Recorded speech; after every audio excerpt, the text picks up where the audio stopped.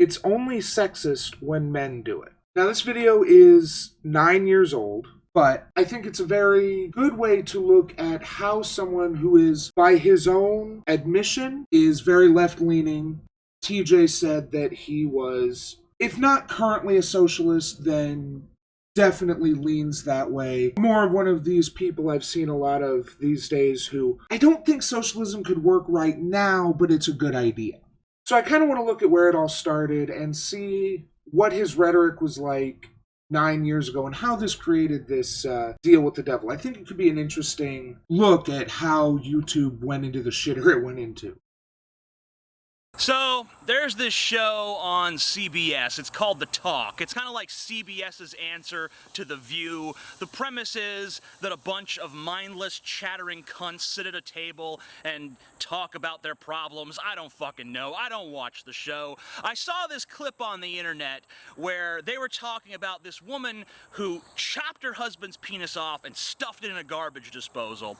And the great thing about this is every fucking cackling cunt on The Talk decided to talk shit about this guy who just had his penis chopped off and laugh at him, and Sharon Osbourne saying like, I mean, I don't know the circumstances, I don't know why he filed for divorce, I don't know what was going on between them. However, I do think it's quite fabulous. That 2011 resolution, though. I mean, can you just imagine that thing whizzing around the disposal? It's like... why did this woman chop her husband's penis off? Because he asked for a divorce. And these cunts were cackling about it like, ha ha ha ha ha! You go, girlfriend! Ha! Imagine if we lived in a world where a bunch of guys were sitting around a table on a TV show. TJ has always been very edgy, and part of that is using words others might disagree with. And they were talking about a story where a woman asked for a divorce, so her husband chopped off her clitoris and her tits, threw them in a garbage disposal, and these guys were laughing about it. Where would you imagine that show taking place? Iran, maybe? Yeah. But it's only sexism if men do it. If women... So this is something that he talked about in the discussion with Vosh, where his intention with this video was to demonstrate that women are allowed to say things like this, like, oh, haha, he got his dick chopped off. It's socially acceptable for these people to laugh at them. But if a guy did that, like he just pointed out, we would assume that show would be in some misogynistic hellhole like Iran. But in the glorious egalitarian capital of freedom that is America, only women are allowed to do that. And his argument, at least in 2020, was that either neither of those are okay or both of those are okay. And I can't remember off the top of my head now whether he said he thinks both should be okay. I don't think both should be okay. I think both should be bad. We should not laugh at someone getting their body parts chopped off, even if they deserve it. But this was nearly 10 years ago. So let's continue to listen to his rhetoric.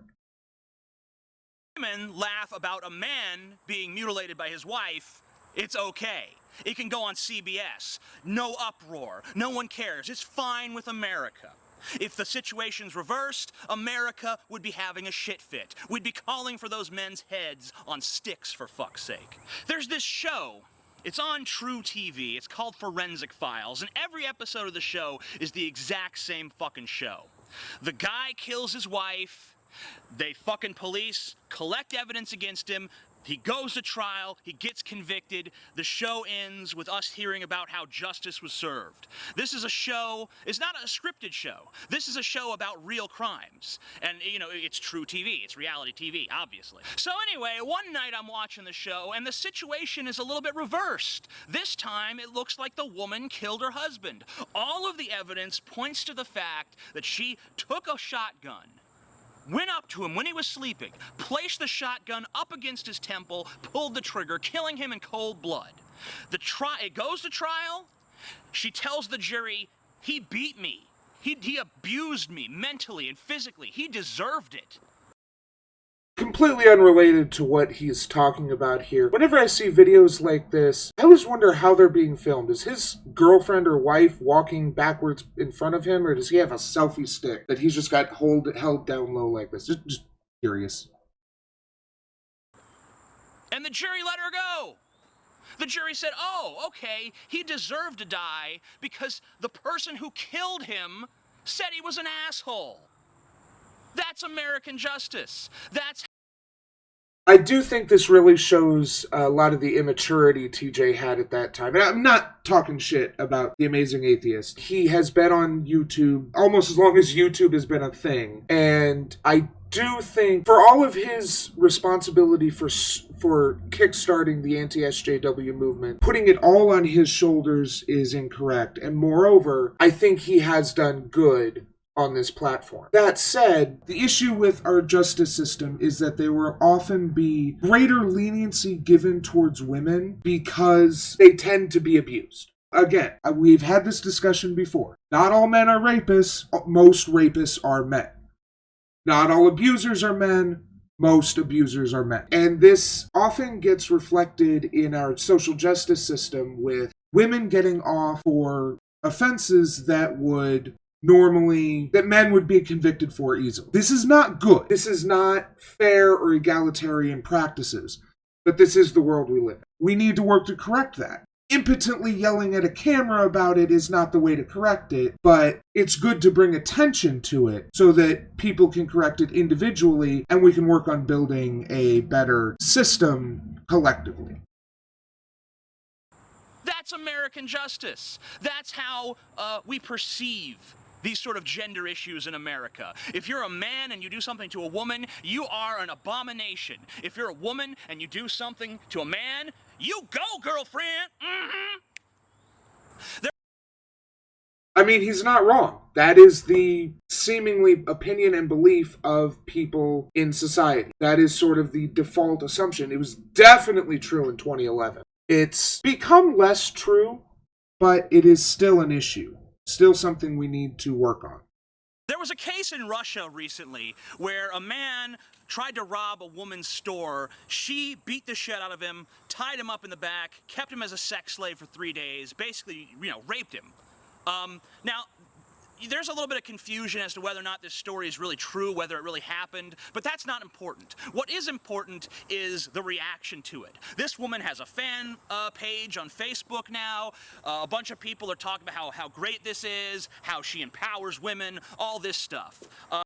Keep in mind this is all pre-Me Too, and one of the big things about the Me Too movement that is being undermined by Joe Biden was that men were not being held accountable.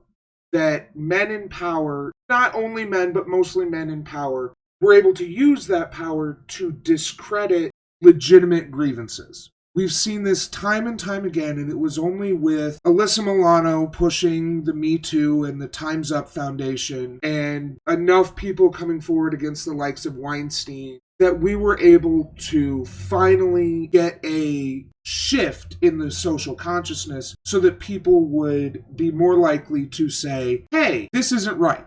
People shouldn't be able to use their power to silence someone with legitimate grievances, whatever their grievances are. We still have issues, we still have people who are able to silence those people with, but it's better than it was. Or at least it was until someone had the audacity to accuse Joe Biden. If the situation were reversed, would it empower men? Would that be like a justified thing for a man to do? Hey, this bitch robbed my store, so I raped her for 3 days. Corrective rape. It's justice. It's justice, folks. This is why I can't fucking take feminism seriously. I just can't. I can't.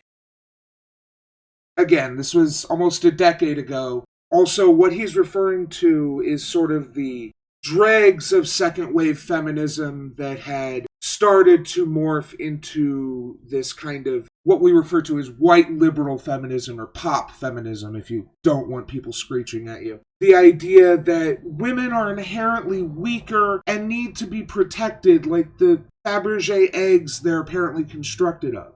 Third wave feminism, intersectional feminism, teaches men and women are no more fragile or weak than the other. We need to work to build a more egalitarian society, not one where one gender has more power than the other.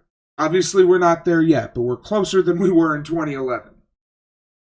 take it seriously because they don't address things like this. They want to talk about the disparities between the genders, but they never want to talk about this shit. They want to pretend like this doesn't exist or it's all isolated incidences.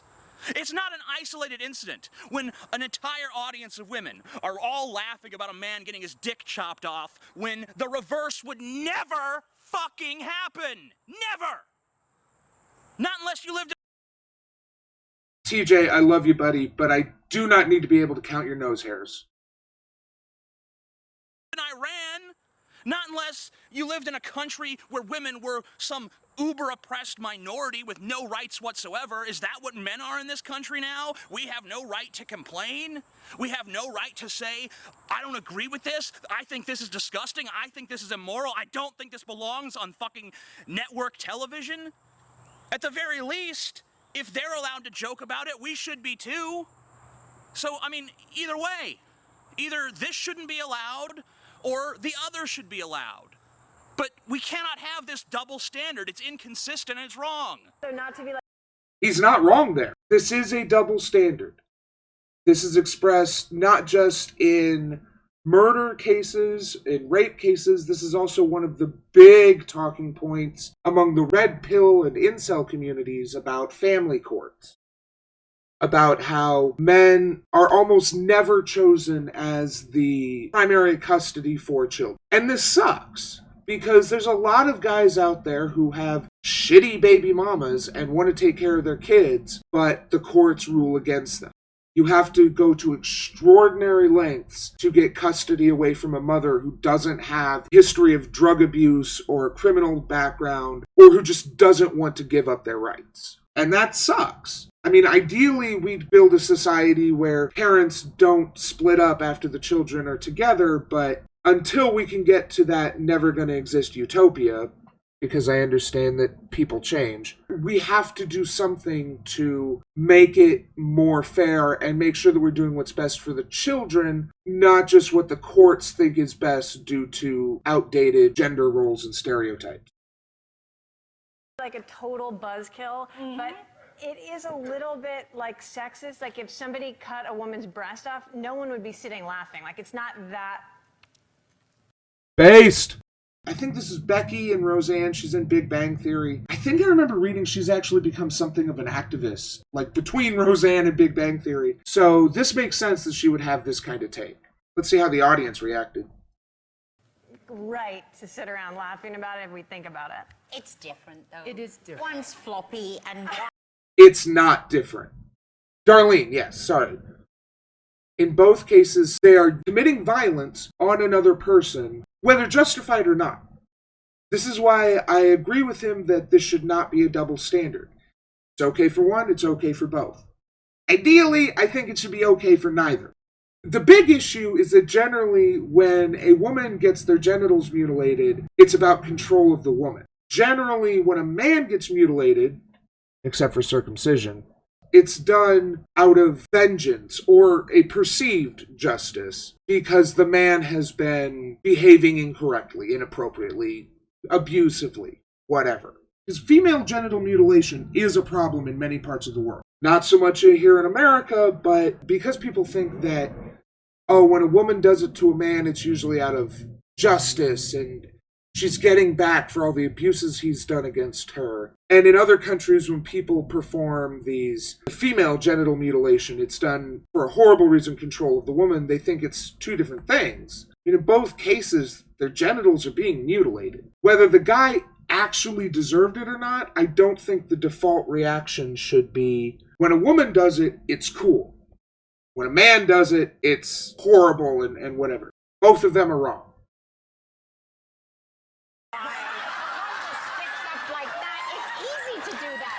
So we've created a 400-page photo book containing over 1,000 behind-the-scenes photos and behind-the-scenes commentary by Cody Weber and myself, and behind-the-scenes descriptions of Amazing Atheist videos and major events that have taken place on this channel over the last year and a half in relation to my channel. So please, you can buy the 50 signed pre-order copies below.